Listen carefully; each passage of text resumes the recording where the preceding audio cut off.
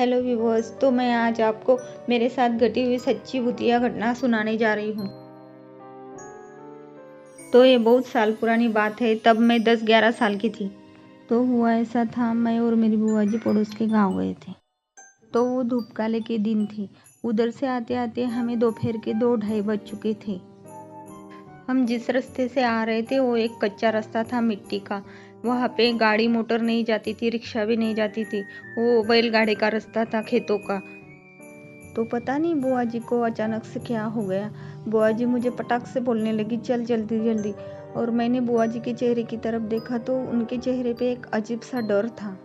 तो बुआ जी मुझे जल्दी जल्दी खींचते हुए रिक्शा स्टॉप पर लेकर आई। जब हम आए तो रिक्शा स्टॉप पर भी ज़्यादा लोग नहीं थे, लेकिन मेरे मन में एक ही बात चल रही थी कि ऐसा क्या अचानक से हो गया कि बुआ जी मुझे खींचते हुए अचानक जल्दी जल्दी से रिक्शा स्टॉप पर आ गई। आधे रास्ते तक तो बुआ जी अच्छे से थी। तब तो मुझे कुछ समझ में नहीं आया था, लेकिन मैं जब बड़ी हो गई तो बुआ जी ने मुझे उस दिन की बात बताई। तब मुझे समझ में आया क्या हुआ था। तो उस दिन ऐसा हुआ था, मुझे बुआ जी ने बताया कि वहाँ पे एक औरत खड़ी थी और उसने सफ़ेद साड़ी पहनी थी। उसके बाल बहुत बड़े बड़े थे और वो भी सफ़ेद थे और उसके पैर उल्टे थे, लेकिन उसकी पीठ हमारी तरफ थी। उसका ध्यान हमारी तरफ नहीं था।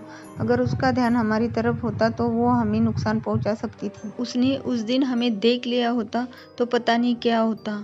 जब बुआ जी ने मुझे ये बात बताई तो मैंने बुआ जी से कहा कि वो औरत तो मुझे भी दिखी थी, लेकिन मुझे लगा कि वो कोई खेत में काम करने वाली औरत है। तो अब मैं ये स्टोरी आपको इसलिए सुना रही हूँ कि कुछ हफ्तों पहले मैं उसी रास्ते से गई थी।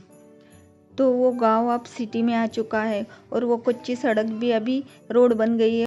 तब जो वो खेत थे और वो खले थे, वहाँ पे अभी पक्के घर बन चुके हैं और पूरी कॉलोनी बन चुकी है। तो उस रास्ते से जाते जाते मुझे वहाँ पे बहुत बड़ा कब्रिस्तान दिखा। तब सारी बात मेरे समझ में आ गई। तो पूरी घटना मेरे नज़र के सामने आ गई और मेरे आंख पे अचानक से रोंगटे खड़े हो गए। तो ये थी मेरी आप बीती। तो व्यूवर्स, ये मेरी आप बीती आपको पसंद आई हो तो ऐसे ही डरावनी और सच्ची घटनाएं सुनने के लिए मेरे चैनल को सब्सक्राइब और मेरे वीडियोस को लाइक ज़रूर करना।